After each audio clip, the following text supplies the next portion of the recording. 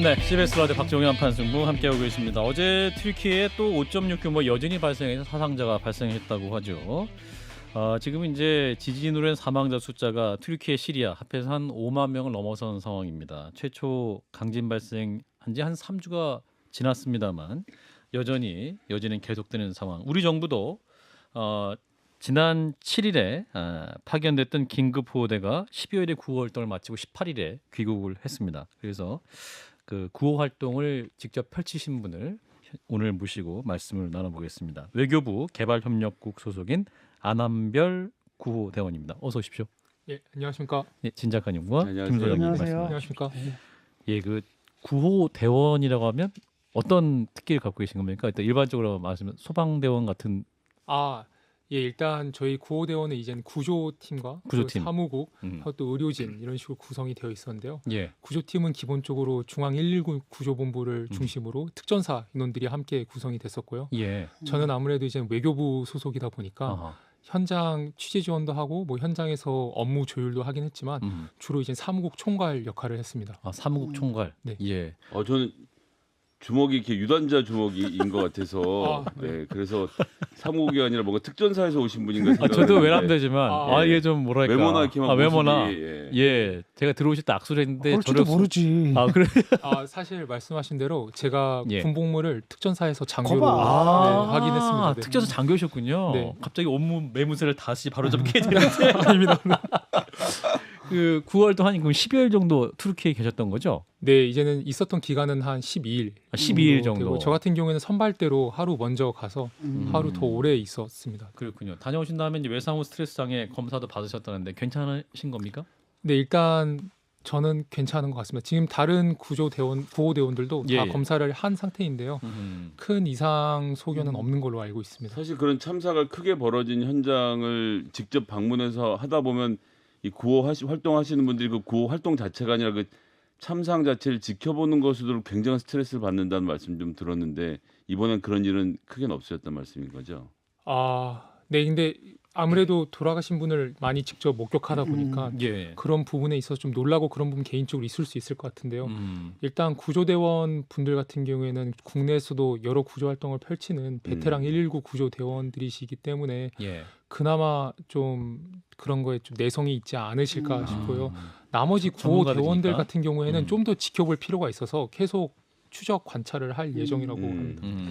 튀르키예 처음 그 지진 현장 도착하셨을 때 어떤 느낌이셨는지 궁금합니다. 현장 왜냐하면 이게 보셨을 때. 우리가 막 3일 후인가 같지 않습니까? 사실 네. 골든 타임도 좀 지난 것 같고 네. 그런 가운데서 도대체 어디를 먼저 해야 되나 이런 굉장히 막막하셨을 것 같아요. 네.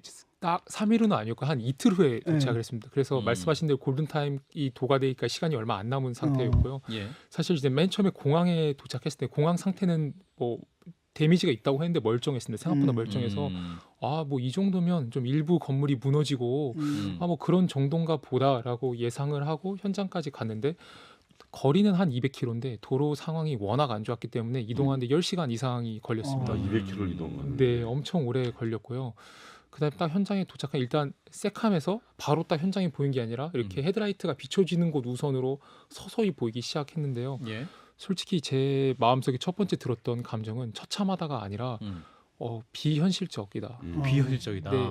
좀 마치 뭐 어떤 뭐 좀비 영화 같은 거 보면 인류가 멸망하고 나서 이렇게 아포칼립스 이후의 세계를 네. 보는 것처럼 이게 뭔가 여기가 사람이 살던 곳이 이렇게 된 게 아니라 그냥 이거는 뭐 세트장인가라는 느낌이 사실 맨 처음에 들었고요.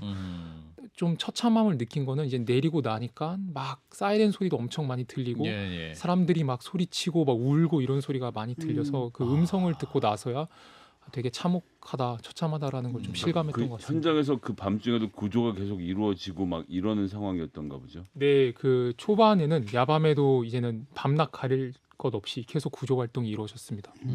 이제 구호대 일진이 이번에 생존자 8명 그리고 시신 19그루 수습을 하셨는데 그러면 이게 어떤 식으로 구호 활동을 펼치신 겁니까? 이게 투르키의 정부랑 같이 공조를 해서 지휘를 받은 상태에서 우리가 어느 구역을 하겠다. 뭐 아. 이런 식으로 진행이 되는 겁니까? 일단 매뉴얼 상으로는 원래 그래야 되는데요. 예. 이게 워낙 재난이 크고 그렇죠. 튀르키예 정부도 좀 경황이 없다 보니까 그렇게 매뉴얼대로 돌아가진 않았습니다. 그래서 일단 대강적으로 대한민국은 어떤 지역으로 가라라는 식으로 지정만 됐고요. 예. 저희가 간 다음에 이제 현장에서 튀르키예 당국이 어떤 구역으로 출동을 요청하면 저희가 출동을 하는 방식으로 구조가 이루어졌고요.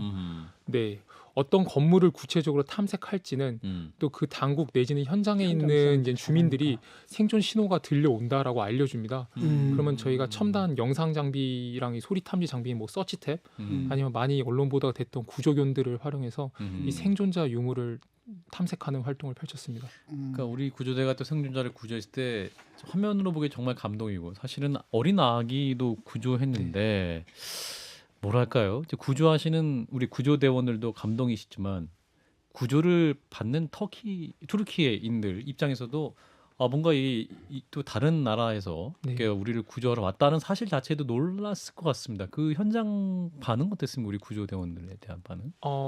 진짜 저희가 첫 번째 구조를 했을 때를 기억을 해보면 저도 이제 현장에는 다 같이 있었고 예. 마지막 7번째, 8번째 구조자를 빼곤 다 현장에서 구조 활동 지원도 하고 그랬는데요. 예.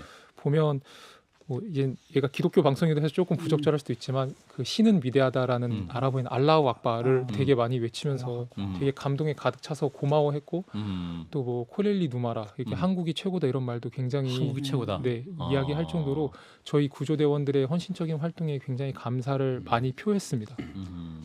이렇게 무슨 중장비를 쓸 수가 없잖아요. 구조하는 동안에는 예, 위험하니까. 그럼 네. 다 손으로 다 그걸 해야 되나요? 맞습니다. 그래서 저희가 첫날에 구조한 분들은 비교적 좀 쉽게 구조를 했습니다. 예. 뭐 1시간 내로 그게 금방 생존자를 저희가 구조를 해냈는데요.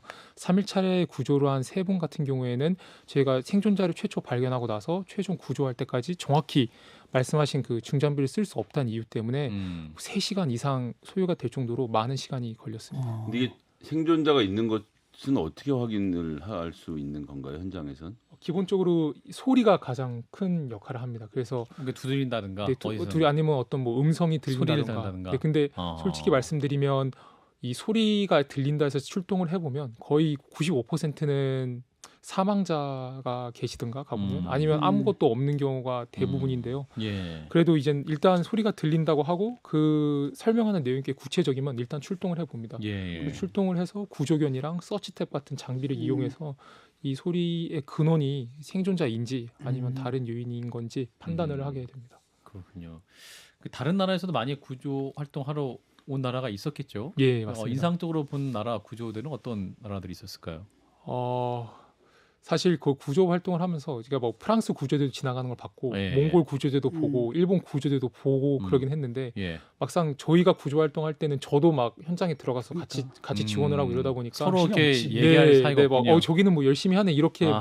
뭐 구경을 하거나 관찰할 여유까지는 없었던 것 같습니다. 그렇군요. 아까 전에 구호견 말씀도 하셨는데 구호견들은 현장에서 어떤 일들을 뭐 부상도 당하고 막 이랬던데. 예, 맞습니다. 저희 구조견 4마리 중 3마리가 다 부상을 입었고요. 그래서 붕대를 3마리가 다 둘렀고 또 그 3마리 중 2마리는 좀 상처가 깊어서 군의관이 봉합 수술까지 했습니다.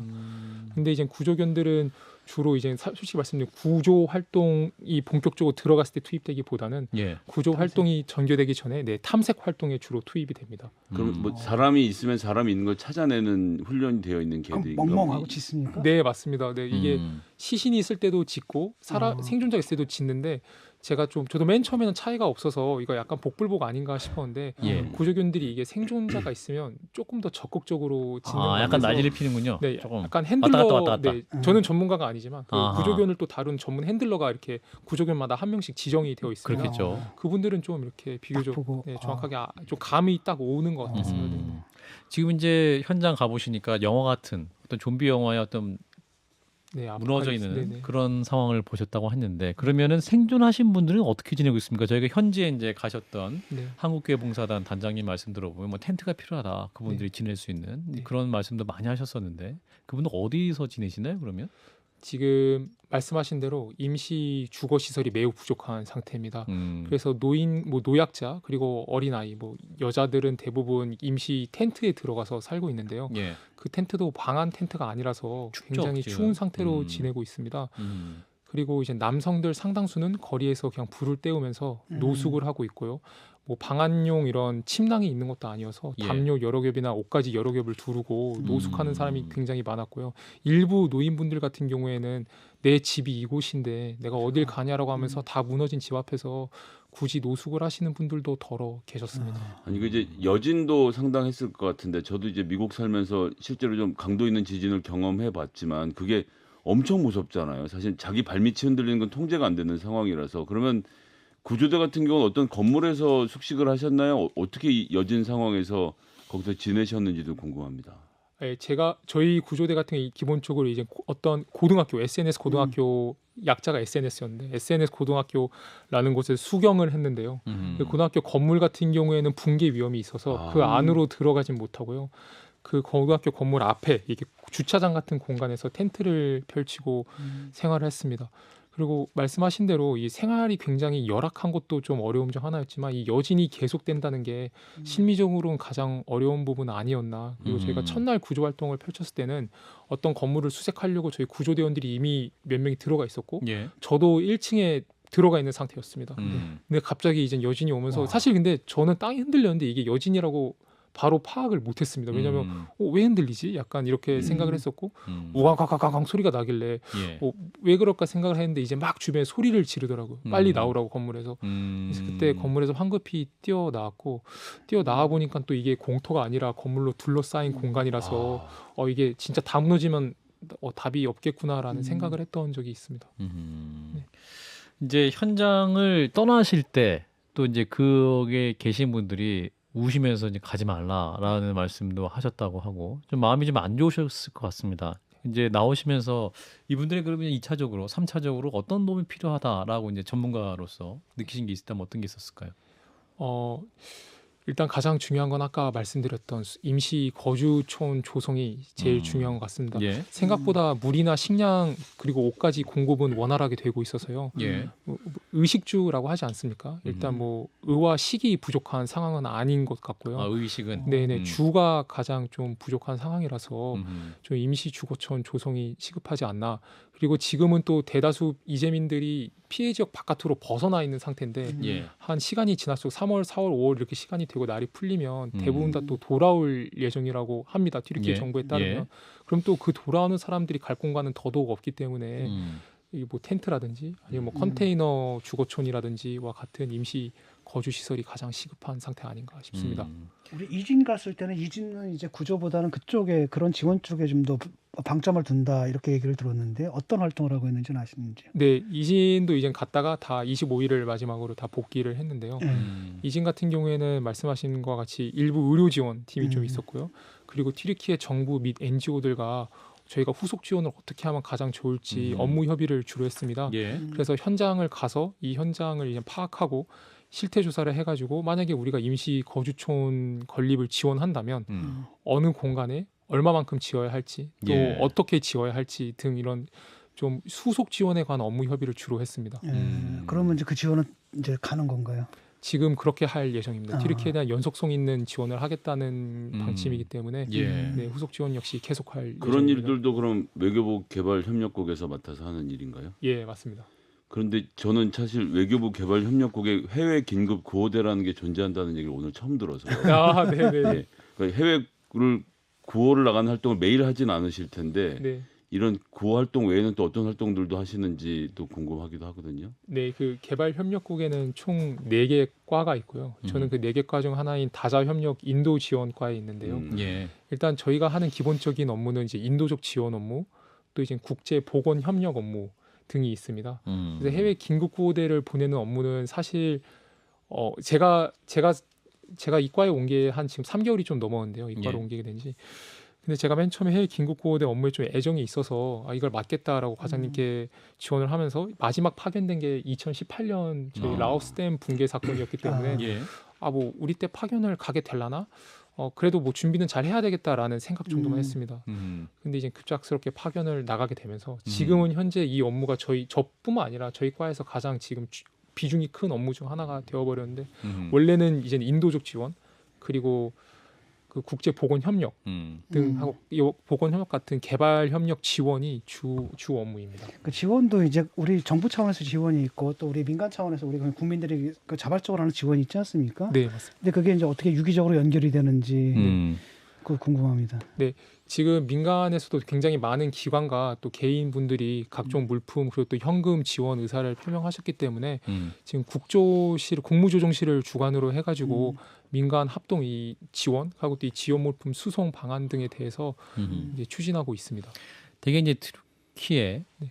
이제 현장에서 발생한 그 재난 상황이기 때문에 튀르키예 정부의 대응도 굉장히 중요해 보일 것 같습니다. 이게 그 현지 국민들은 정부에서 어떻게 판단하고 있을까? 민심이라든지 사실은 그 건물 내진 설계가 부실했다. 그래서 그것 때문에 정말 더 큰 재난이 왔다라는 평가도 있지 않습니까? 네. 당신 어떻게 들으셨는지? 사실 뭐 제가 민감한 말씀드리기엔 문제죠. 굉장히 좀 외교부 소속인데. 제가 외교부 외교부 소속이다 소속이라서. 보니까 예. 근데 현지 언론 보도에 따르면 예. 그 이제 튀르키예 대통령이 그 민간 건축업자들이 뭐 건축비 자재를 빼돌리는 등 하고 뭐 불량한 자재를 사용했다 해가지고 예. 100여 명 이상을 구속했다는 것으로 알고 있고 예. 또 일각에서는 이거는 좀 부족하다 조치가 이게 구속하는 일종의 뭐 쇼로 끝나서는 안 되고 근본적인 좀 건축법 준수에 대한 이행 감시 제도가 필요하다라는 의견이 튀르키예 국내적으로 많이 나왔던 것으로 파악하고 있습니다. 예. 정말 숨가쁘게 12일을 보내셨을 것 같은데 그 12일을 돌아보셨을 때 정말 잘 갔다라는 순간은 언제셨을까요? 그게 사실 되게 어려운 것 같습니다. 왜냐하면 예. 일단 제 평생 다시는 없을 수도 있는 좋은 경험이었고 후회는 하나도 없습니다. 근데 예.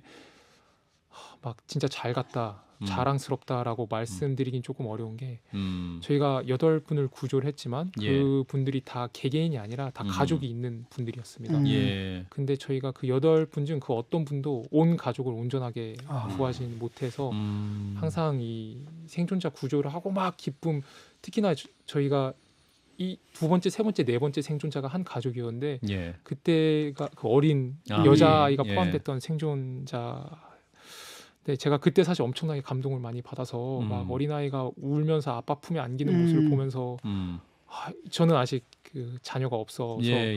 저런 게 부모의 마음이구나. 마음이 싶었고 또 그래서 진짜 감동도 많이 받고 또 이 아이를 구하는 감동이 그쵸. 되게 큰 것 같습니다. 그쵸. 네, 어린아이를 구하는 감동이 제 나이는 굉장히 큰 것 같은데 그 다음에 어머니가 나오셨는데 어머니가 손가락이 반쯤 잘려 있는 상태로 나오신 세계. 그래서 딱 봐도 너무너무 고통스러워 보였고 저희 의료진이 응급처치를 하는데 아무 말씀을 안 하시더라고요. 어머니가. 막 소리를 지르시고 고통스러워하셔도 정상적인데 아무 말씀 안 하시고 막 뭐라고 이름인지 몰랐습니다. 뭐 어떤 단어를 외치시길래 뭐지 싶었는데 알고 봤더니 본인 아들 이름이었고 아들이 이내 곧 저희 안겨서 나왔는데 눈을 그냥 부릅뜬 상태로 미동이 없더라고요. 아무 소리도 없고. 근데 그걸 보시고 이제 어머니가 막 절규를 하시던데 본인 손가락이 반쯤 잘려 나간 걸 막 저희가 소독하고 이럴 땐 하나도 안 아팠는데 그런 모습을 보면서 좀 되게 아팠던 것 같습니다. 네, 정말 튀르키예에서의 12일 정말 수고 많이 하셨다. 대한민국 국민으로서 감사하다라는 말씀을 드리겠습니다. 외교부 개발협력국 소속이시죠? 안한별 구호대원이었습니다. 고맙습니다. 네, 감사합니다. 좋아요. 구독! 알림 설정.